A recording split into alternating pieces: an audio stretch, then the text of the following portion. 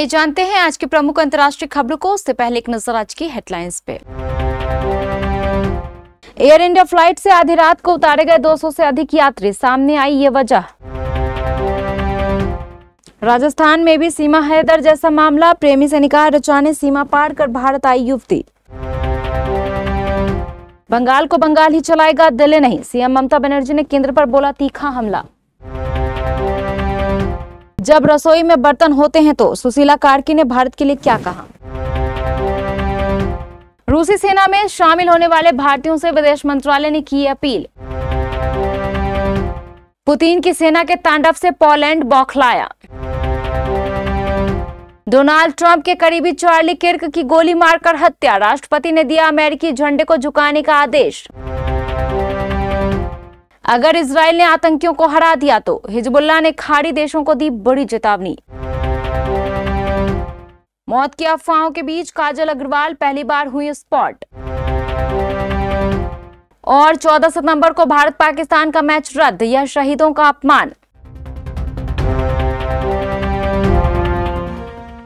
Singapore जाने वाली air India की उड़ान AI-2380 में से 200 से अधिक यात्रियों को दिल्ली हवाई अड्डे पर परेशानी हुई। विमान का एयर कंडीशनिंग सिस्टम खराब होने के कारण यात्रियों को 2 घंटे तक विमान में बैठने के बाद उतार दिया गया।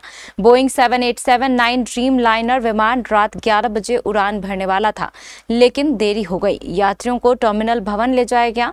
सिंगापुर जाने वाले एयर इंडिया के एक विमान में सवार 200 से ज्यादा यात्रियों को बुधवार शाम दिल्ली हवाई अड्डे पर मुश्किलों का सामना करना पड़ा, क्योंकि लगभग 2 घंटे तक विमान में बैठे रहने के बाद सभी यात्रियों को विमान से उतार दिया गया।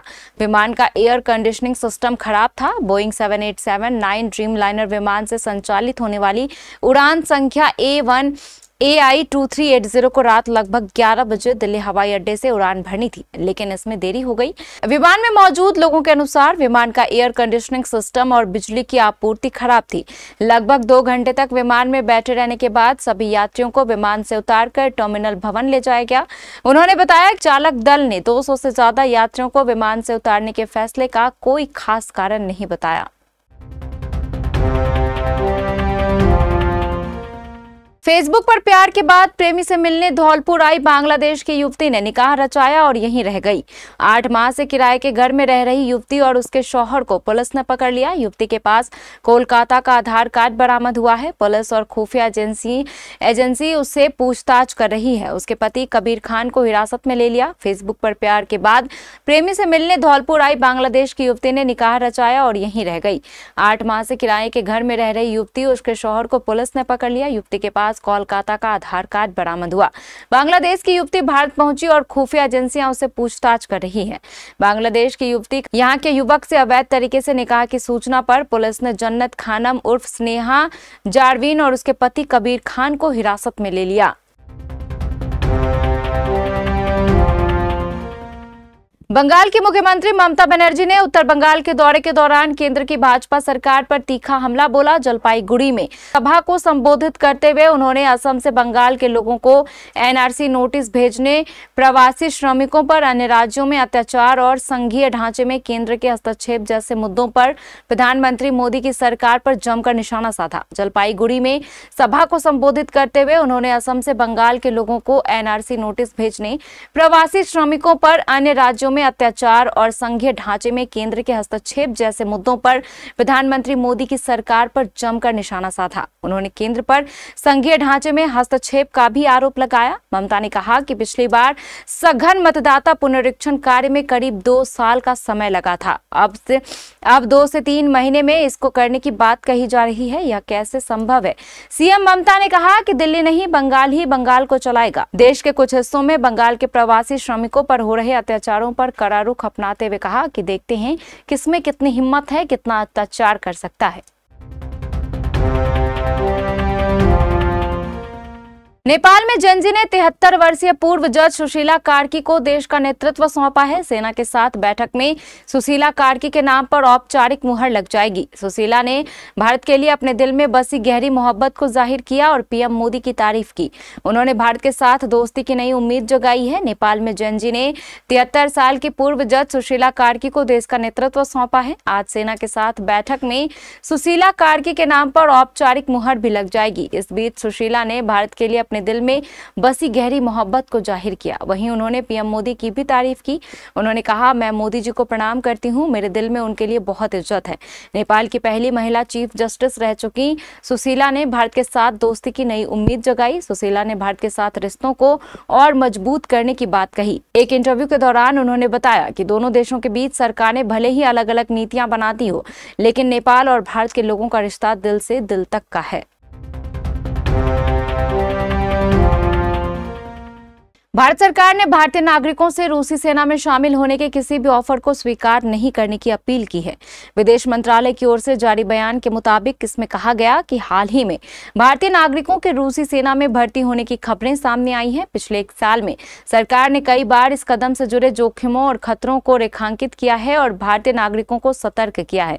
बयान में प्रवक्ता रणधीर जायसवाल के हवाले से कहा गया, हमने इस मामले को रूसी अधिकारियों के साथ दिल्ली और मॉस्को दोनों जगह उठाया है या आग्रह किया है कि इस प्रथा को बंद किया जाए और हमारे नागरिकों को मुक्त किया जाए। विदेश मंत्रालय ने यह भी बताया कि वह उन भारतीय नागरिकों के साथ संपर्क में है जो लोग इससे प्रभावित हैं। बयान में भारतीय नागरिकों से अपील करते हुए कहा गया, हम एक बार फिर सभी भारतीय नागरिकों से सख्त अनुरोध करते हैं कि रूसी सेना में शामिल होने के किसी भी प्रस्ताव से दूर रहें, क्योंकि यह बेहद खतरनाक कदम है। रूस के कई ड्रोन के पोलैंड के हवाई क्षेत्र में घुसने की घटना ने पूरे यूरोप में खलबली मचा दी है। पोलिश और डच फाइटर जेट्स ने कुछ ड्रोन्स को मार तो गिराया, लेकिन इस घटना ने पोलैंड को अंदर से झकझोर दिया, जिसके बाद नाटो ने तुरंत आपात बैठक बुलाई। यह घटना रूस के यूक्रेन पर हाल के सबसे बड़े हवाई हमले के 3 दिन बाद हुई। पोलैंड के प्रधानमंत्री डोनाल्ड टस्क ने इसे खतरनाक उकसावा बताते हुए नाटो संधि के आर्टिकल 4 के तहत चर्चा की मांग की थी। नाटो एक 32 देशों का समूह है। इसमें कई सारे नियम कानून बना है। इसी में एक नियम है आर्टिकल 4। इसका साफ मतलब है कि अगर कोई सदस्य देश अपनी क्षेत्रीय अखंडता, राजनीतिक स्वतंत्रता या सुरक्षा को खतरे में महसूस करता है तो वह नाटो के 32 सदस्य देशों के साथ तुरंत सलाह मशवरा कर सकता है। आर्टिकल 4 का मकसद बाहरी खतरों पर नाटो देश में बेहतर तालमेल और समझ बनाना है। पोलैंड ने इससे पहले 2014 में क्रीमिया संकट और 2022 में रूस यूक्रेन युद्ध शुरू होने पर भी इस आर्टिकल का इस्तेमाल किया था। अमेरिका में एक दिल दहला देने वाली घटना सामने आई है। राष्ट्रपति डोनाल्ड ट्रंप के करीबी और कंजर्वेटिव एक्टिविस्ट चार्ली किर्क की सरेआम गोली मारकर हत्या कर दी गई। इससे अमेरिकी राष्ट्रपति को तगड़ा झटका लगा। घटना से आहत ट्रंप ने सोशल मीडिया पर घोषणा की कि कंजर्वेटिव एक्टिविस्ट चार्ली किर्क की मौत हो गई है। यह यूटा वैली यूनिवर्सिटी में एक कार्यक्रम के दौरान बोलते समय गर्दन में गोली लगने से घायल हो गए थे। ट्रंप ने कहा कि किर्क सभी के पसंदीदा थे, हर कोई उनकी प्रशंसा करता था। चार्ली किर्क को एक कार्यक्रम के दौरान उस वक्त गोली मार दी गई जब वह स्टेज पर माइक लेकर कुछ बोल रहे थे। इस जघन्य हत्याकांड का दिल दहला देने वाला एक वीडियो सामने आया है जिसमें चार्ली किर्क को गर्दन में गोली मारी गई। अभी तक हमलावर पकड़ा नहीं जा सका है। 2 संदिग्धों को हिरासत में लिए जाने के बाद उन्हें छोड़ दिया गया। लेबनान के आतंकी संगठन हिजबुल्लाह के नेता नईम कासिम ने बुधवार को चेतावनी दी कि अगर इजराइल ने क्षेत्र के आतंकी गुटों को हरा दिया तो तेल से मालामाल खाड़ी देश उसका अगला निशाना होंगे। कासिम का यह बयान कतर की राजधानी दोहा में इजराइल के हालिया हवाई हमले के बाद आया है, जिसमें हमास के 5 सदस्य और एक कतरी सुरक्षा अधिकारी की मौत हो गई थी। कासिम ने कहा, हम कतर के साथ हैं जिस पर हमला हुआ, हम फिलिस्तीनी प्रतिरोध के भी साथ हैं। उसने दावा किया कि इजराइल का मकसद मध्य पूर्व के बड़े हिस्से में ग्रेटर इजरायली बनाना है। कासिम के मुताबिक लेबनान, गाजा और अन्य क्षेत्रों में आतंकी गुटों की मौजूदगी ही इजराइल को ऐसा करने से रोक रही है। कासिम ने खाड़ी देशों, खासकर बहरीन और संयुक्त अरब अमीरात जैसे इजराइल के साथ सामान्य संबंध रखने वाले देशों से कहा कि वे आतंकी गुटों को आर्थिक, राजनीतिक और सामाजिक समर्थन दें। उसने चेतावनी दी, अगर दुश्मन ने प्रतिरोध को हरा दिया, जो कि वह नहीं कर पाएगा, तो अगला नंबर आपका होगा। कासिम का यह बयान लेबनान सरकार सरकार द्वारा हिजबुल्लाह को निरस्त्रीकरण करने के सैन्य प्रस्ताव को मंजूरी देने के कुछ दिन बाद आया है।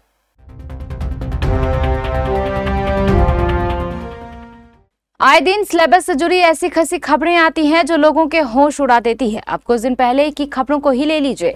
40 साल की काजल अग्रवाल को लेकर खबर आई कि उनकी मौत हो गई है। सोशल मीडिया पर तेजी से खबरें वायरल हो गई कि कार एक्सीडेंट में काजल अग्रवाल की मौत हो गई है। इन अफवाहों के बाद इंटरनेट पर हलचल मच गई। हालांकि बाद में खुद एक्ट्रेस ने इन अफवाहों को सिरे से खारिज कर दिया। मौत की अफवाहों के बीच वह पहली बार स्पॉट हुई। मौत की अफवाहों के बीच काजल अग्रवाल पहली बार मुंबई में दिखाई दी। वह बीते दिन यानी बुधवार को घर से बाहर निकली और पैपराजी के कैमरों में कैद हो गई। उनकी तस्वीरें और वीडियो सोशल मीडिया पर धड़ल्ले से वायरल हो रहे हैं। तस्वीरों और वीडियोस में एक्ट्रेस ब्लैक कलर का टॉप और डेनिम जींस पहने कैजुअल लुक में दिखाई दे रही हैं। उन्होंने मुस्कुराते हुए पोज दिया। ये झलकियां उनके एक्सीडेंट और मौत की अफवाहों के लिए किसी फुल स्टॉप से कम नहीं है।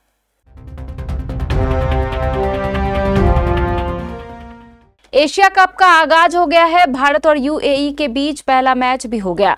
इस बीच भारत और पाकिस्तान के बीच होने वाले मैच को रद्द करने की मांग की गई। जी हां, सुप्रीम कोर्ट में एक जनहित याचिका दायर की गई। इस याचिका में 14 सितंबर को होने वाले भारत पाकिस्तान क्रिकेट मैच को रद्द करने की मांग की गई है। यह मैच एशिया कप के अंतर्गत खेला जाना है। PIL में याचिकाकर्ताओं ने तर्क दिया है कि हाल ही में हुए पहलगाम आतंकी हमले के बाद इस तरह का मैच कराना राष्ट्रहित के खिलाफ है। भारत पाक का मैच कराना सुरक्षा बलों और शहीद नागरिकों के बलिदान का अपमान होगा। ऐसे समय में भारत और पाकिस्तान के बीच खेल भावना दिखाना अनुचित है। फिलहाल सुप्रीम कोर्ट इस PIL पर कब सुनवाई करेगा, इसकी जानकारी सामने नहीं आई है।